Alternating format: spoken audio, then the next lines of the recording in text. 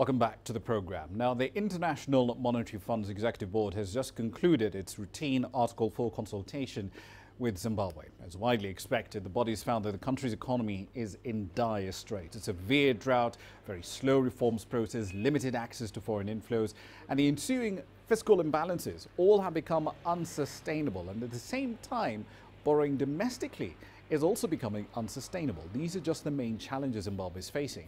Now, the board sees clearance of arrears to the IMF and other international financial institutions, bilateral creditors, determine reform implementation and how Zimbabwe will re-engage, therefore, with the international community. Those are absolutely key to Zimbabwe being able to pull itself out of this crisis.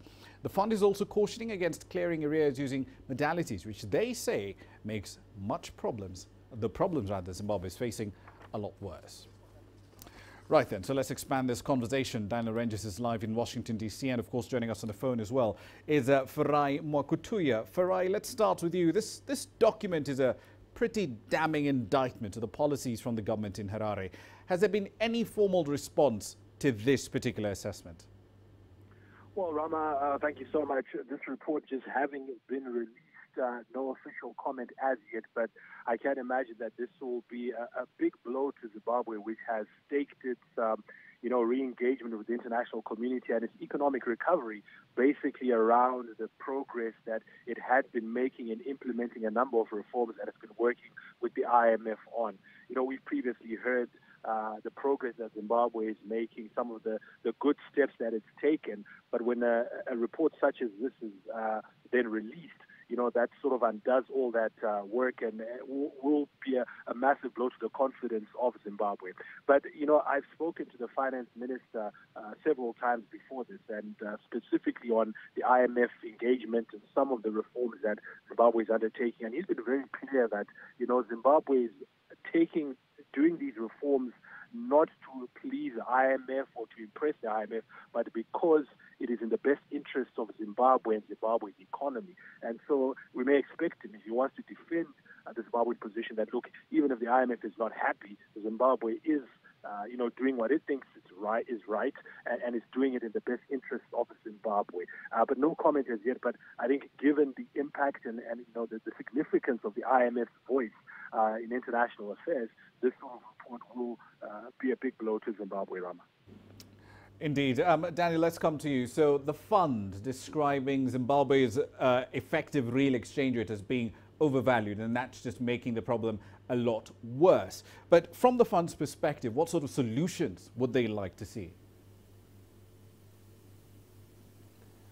Well, first, a little word on the diagnosis. I mean, as you were saying, there are fiscal imbalances. What does that mean? It fundamentally means that the government is spending more money than is coming into the economy via foreign exchange and via exports and all of that. So I think the fund wants to avoid any kind of sort of political sparring match. What they're trying to do is provide a sober assessment of the state of the Zimbabwean economy. And so with that in mind, there are a few options that Zimbabwe could take, one being cutting spending. Government spending is pretty high in comparison to the shrinking private sector. And the wage bill itself represents 90% of government revenues.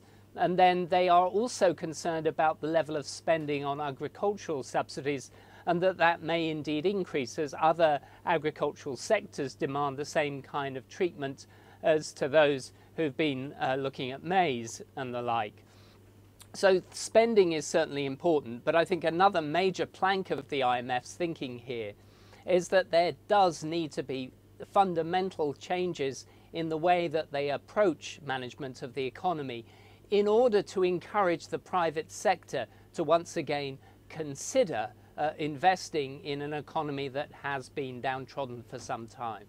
Indeed. We'll get back to the argument about public spending in just a bit. But Farai, let me reel you in here. Support to the agricultural sector, the IMF's word was unsustainable. That's how they described it. So walk us through at the moment the current status of food production and food insecurity in the country. Well, Rama, as you'll be aware, Zimbabwe is coming out last year of the most severe drought that we've seen here in almost 2 decades. And almost a quarter of the country's population is in the process of receiving food handouts now because of that. Now, to sort of address that, the government came up with a program that it's called Command Agriculture, and that's basically putting a compulsory amount of land or hectarage under the staple maize crop, giving out inputs, fertilizer, seeds, availing tractors and that sort of thing to farmers for them to be able to grow this maize. Now, officially, what we hear is that Zimbabwe's got a bumper harvest and has, bounced back to self-sufficiency. The official statistics in terms of output and things like that we will get very soon. But certainly what is clear is that the production in terms of food this year is certainly much higher than it's been in a number of years. And there's even talk of not importing food but exporting food. Now, where the IMF is coming from and saying that this is unsustainable is because it is government that is funding this and funding this through borrowing. So it's borrowed money to be able to buy these inputs and advance them to farmers. It's unsecured borrowing and again, sinking the government into an even deeper debt hole. Ordinarily, this would be a function that the financial services sector should be undertaking, but because of challenges around land ownership and title to the land, banks are very reluctant to come in and fund banking, and so government is doing that, but perhaps not very sustainable because a government doesn't have the tools or the instruments that a bank would have to be able to roll out these sort of financial schemes. So that's where the IMF is coming from. But certainly in terms of food production, this year, the resilience of Zimbabwe has bounced back, and whether or not it can sustain this going forward, given these issues I've just talked about, sustainability remains to be seen, Rama. Indeed. Daniel, so fiscal consolidation, it's not a new topic when it comes to Zimbabwe. We've heard of this year in, year out. And in fact, last year when the finance minister came out and said, look, we've got to cut the number of jobs in the public service, we've got to cut the wage bill, he was met with protests. He was overruled by the president as well. So why does a funder believe that this time round this might be different, that its advice might be taken seriously? Speaking frankly, Rama, I think the fund is well aware of the complexities of the political situation in Zimbabwe, and with that in mind is making a case that there are huge potentialities in the Zimbabwean economy, the young people, the resources that are available, the sense of a pent-up energy in the economy.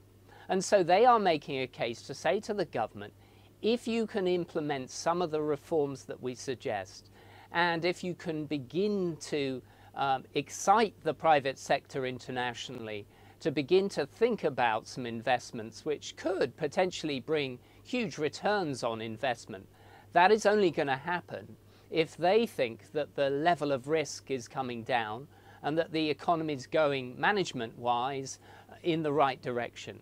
So they're making a case that there is a brighter future for Zimbabwe moving forward. They don't expect all of the reforms, I think, to go through anytime quickly, but what they are looking for, and the international community is looking for, are signs that Zimbabwe is going in the right direction.